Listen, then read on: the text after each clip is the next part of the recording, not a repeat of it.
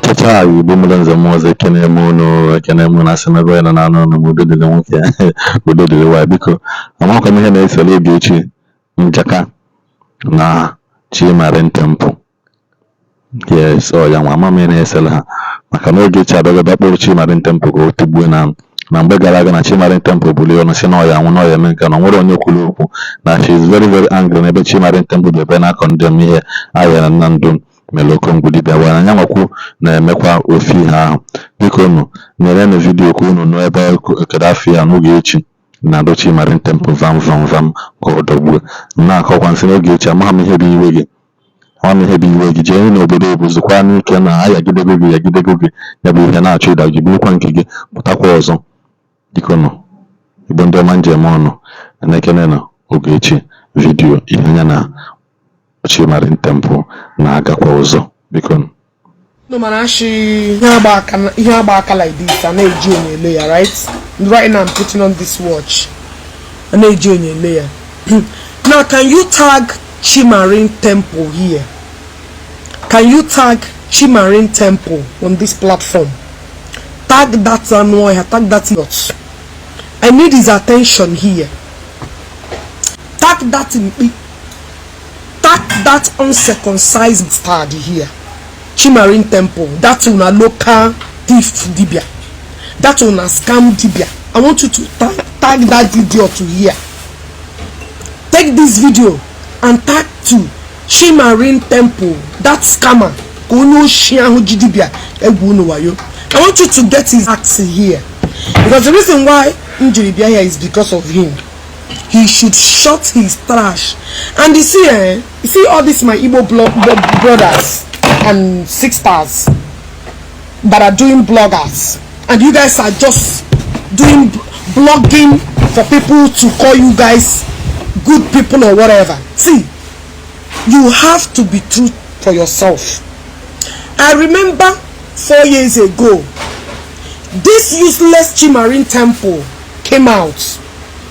And came out publicly and made curses on me. Even told you guys, gave you guys a date. Na mayaga uno Ogechi. Chimarin Temple ashim otoro oro babuogi. Ashim ye gonye dibi oshibuogi. Ashim gi that you will never see anything good in your life that no one in that hand alone no deceive. Chimarin Temple ashim amadu oha. Amadu oha kuburu onyo shikubuogi. Chimarin Temple ashim iga won wike. Chimarin Temple Ashim, will be a curse. Did you guys remember this video I'm about to show you guys now? You came out to talk to Ayaya Nando. You are a very stupid man. So you came out, you vividly came out to Bura Mogenaka, carry your blockers. Bura Mogenaka to come and talk to Ayaya Nando when you are the worst idiot.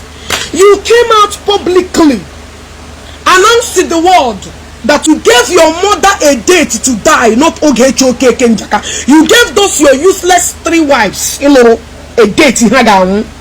Naginyeremu, how many, last year or 2 years ago, that they told him in front of millions of Ndi Igbo, none came out to condemn your atrocity. Ogechi is good to die, right? What did I do to Chimarin Temple? Nothing. Absolutely nothing. I didn't do Chimarin Temple anything. I'm seeing a lot of bloggers coming out talking rubbish. And nobody, you're not gonna do it. About the guy. That's it. Nothing will happen to Okone. Really? So Ogechi, the main one, not an Igbo person. I will one Igbo, right? I will another person. None of you came out when Chimarin, this idiot came out and gave a date on his mother's and his wife's head. And nobody stood up and make a video. You guys watch Chimarin perform his atrocity on social media. The same thing this Dibia Ananando did. All of you came out to condemn it, right? None of you came out and condemned the atrocity. Gini ko Ogechi beregija put on social media. Nyem dates. Nyem when gini dates. None of you bloggers So nke gbasara Okon because he's a man. Is it because he's a man? I don't get it. I just don't get it. I just don't get it. This idiot who came out and pronounced na maya na nneya no mwanyi ni nendo na tu mega. Tag and share them with this video. I said drop your account and share this video. This fool who came out publicly, I can see people coming out to defend Okon Gutibia. That he's not gonna do anything. That you should do this. Really? Let me remind all of you. And maybe you guys forget so soon. So Ogechi the man, right? At the man, hello, man of God. Yeah, leave a message. I make a live program because. Now listen, all of you, and when on your putarani, they condemn what Chimarin Temple. Ni on a major debate. Gini kam game this idiot. Gini kam game a remekoya. Did I chop his money? Did I say anything that need to happen to somebody? The same even a man tell me Okon Gutibia men. Okon Gutibia deceived many people to go and get cast scam one. You want to go? I didn't do it. Just that Oku Wariono, I didn't cause him. I didn't do anything. This year came out on social media. Some people offer to give him cow because what should I get? Some people offer to give him cow. One offer to give him cow. Not should I get Ogechi. Okay? So no that Chimarin Temple puta. They are going for new shinamu. Na maya na mpaya kamu. None of you Uroku. Unemanya kuna hoya. Now all of you are potala to showcase again the Chineke Wotunu Ninoku. I am saying anybody that supports nonsense and Okon will go and repair what he did. Any no me I got repair ya. So Ogechi won't let them know because I'm a woman or what? I don't understand. Let me remind you, maybe you guys did not watch the video.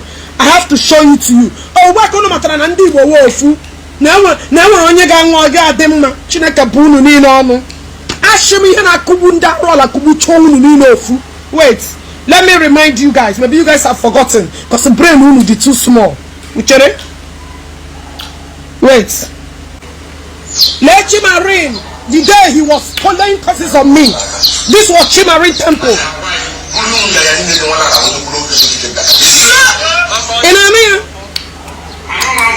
Amia, even some people are using this to make a video to run it that what Chimarin did is right. In Anuya, listen, and when any of you, oh, I couldn't even she chere mo unuga ya man ru here le unu ofu listen to it.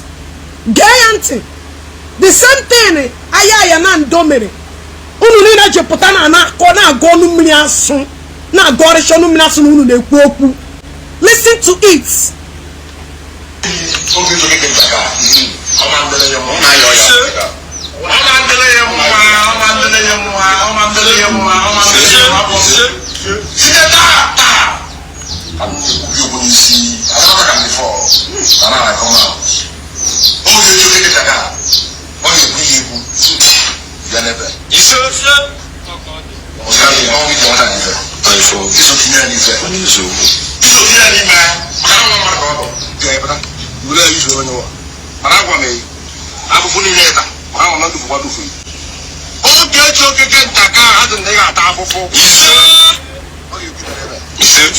My date.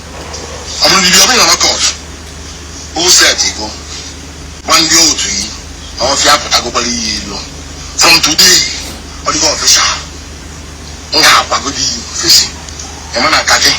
Do be. I want to it's open. I can hear you. You need me wow. Oh, yeah, I told you. I'm on for you.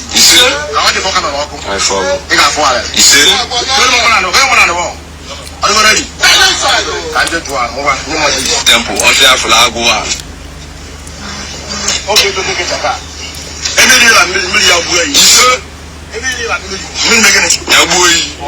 Yes.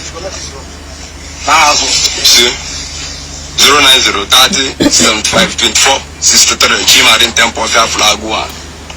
And Abonele and Igbo 080 888 46137 Chimarin Temple of Agwu. The Green Skin and Yapto. Ashim share video, drop your account number. Share this video. I have a reason. I want this video to go viral. Share a video, drop all your account number. Let me talk him. Because this man made this video. All of you put on an ashi okangwe keke ashim chineke unu ni noku. Okay? So none of you who this video, none of you saw it, right? This guy I put on publicly declare na maya na mpaya no muwa in that hall gamu. And when you put on talk, ya will say that this man even yesterday una ba put on ashim hebu ndaru ala boss wunu.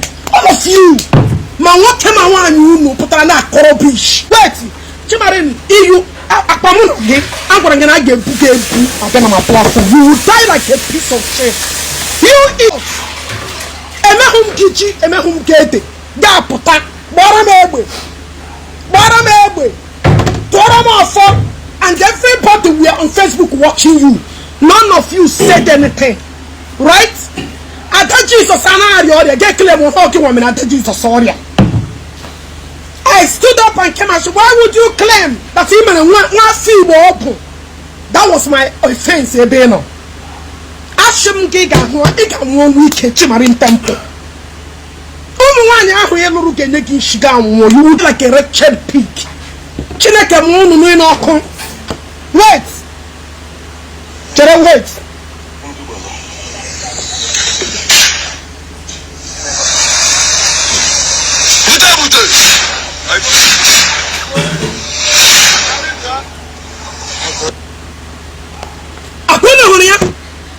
Chimarin Temple came out.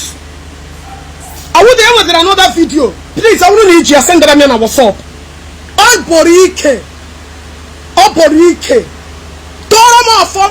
None of you had the same thing. Wait, now let me show you this bad that came out to talk. And kind of watch Chimarin. Wait. Chineke Bogoku. Chimarin Temple of Yafalabo. Okay, man, why I don't like him make a video. And then my office now there and then one like videos. So because Ghana Monte, message to Ayayanando. Igbo Ayayanando. The man I was listening to a council lawyer. But I didn't feel that he got a Kutiapa. It gives him testimony. Gave my video na page JPEG. Ebe mmadụ onye ụmụdị ọka ịkpọ kwa mee testimony, arrange testimony. Even ndị ụka na-emezi ndị mmadụ na-agbazi ọsọ n'ụlọ ụka agbatasị na omenala unu na-emezi na omenala kịta. Well, onye ahụ dị number one scammer. Ị ga ebe discover na onye ahụ onye oshi. Look at it. Look at it. Look at this yacht. When they were play video, the secret camera, you are number one scammer. Oh, you're looking for new customer. Share them this video. Let them hear it. So you are looking for new customer. You want to come and pretend. Your case will never end in my hand. If anybody spiritual, physically. Chimare no monate. Agbarangina you can renew up every year. Yes, so I can Nigeria. I told you here 4 years ago, or how many years ago, since 2019. You need to go and renew your abra because that useless abra is not doing shit for you. So you want to come and talk about Ayayanando. You are worse than Ayayanando. You tag Ayayanando, Nampuru. Now this one is worse than him. Only Ajiri people how to come out publicly and commit a crime and nothing will happen. You are the number one. You did it first. You thought your fellow Dibia. You was the first bidder that came out to start scamming our people. May you think like a poor rat. Ashimu, you will never live to see anything good in your life. Like a chaff. I got put it you, Chimarin. You came out and let cause now imagine now your generation will die. You will live to that. That's how you will waste. Your cause will follow you, follow your generation, follow you. Come and look at this girl. Who are you giving advice? You are worse than Ayayanando.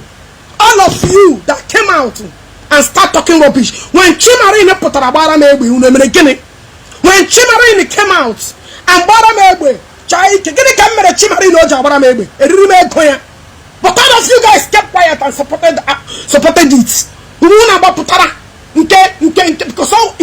Because of this guy is a man. Maybe he's a man. Really? To defend what?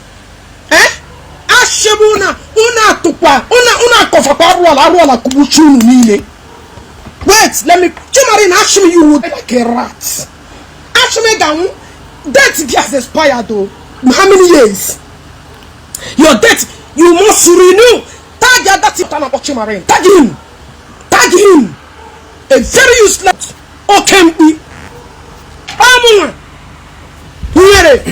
People needed to come and speak. People were afraid then. Nobody come to challenge these scammers. I gave them.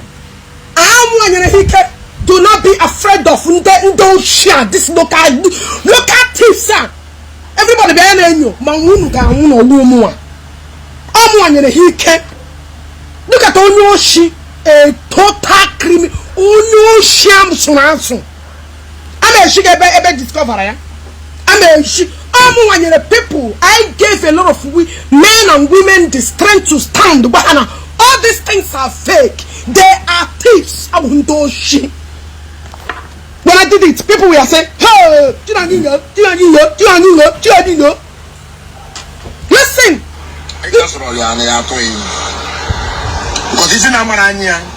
Chimarene, you cannot get a new customer. You will never get it. You cannot use Ayayanando mistake to get a customer. It's all action. You are the one that would. Every atrocity committed in the you see this title CG all action. You will never get a shishi. You are a fake dibia. On your shikewo. You were a scammer. On your shikewo.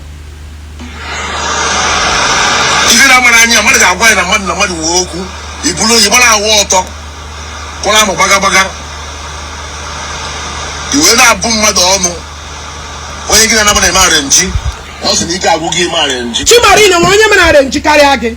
Enwere onye menare nji karịa gị. Ichefule mgbe ị na-akpọ na call. Enwere onye chọrọ ọtọ ụmụ nwaanyị karịa gị. Ọpọrụ that ị na-alụ different women. Ị ka na-akpọ people ndị ga-enye gị ọtọ iji agbọ ncha. Enwere onye menare nji karịa gị, you thief. Enwere onye menare nji calls and plan karịa gị. Aga m emechinu gị, aga m echi ha ya now. I will show them. You want to go? Chineke or Ashimu Chineke Kubogi. Ashimu Chineke Kubogi. Him out impossible. Now Johnny Gene got to up to the jubal. Name him Jazz we can value. Name he may be able to head Jazz weekend.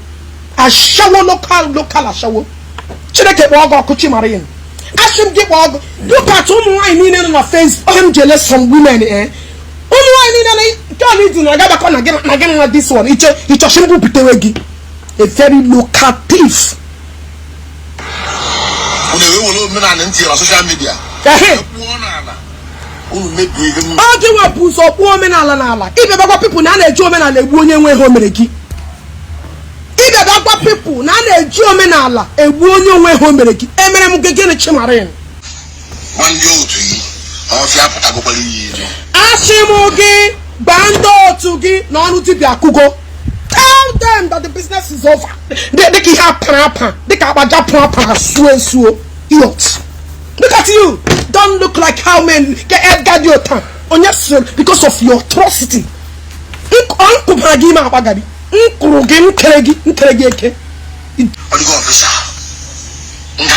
Here, ruler 5 good 6 years.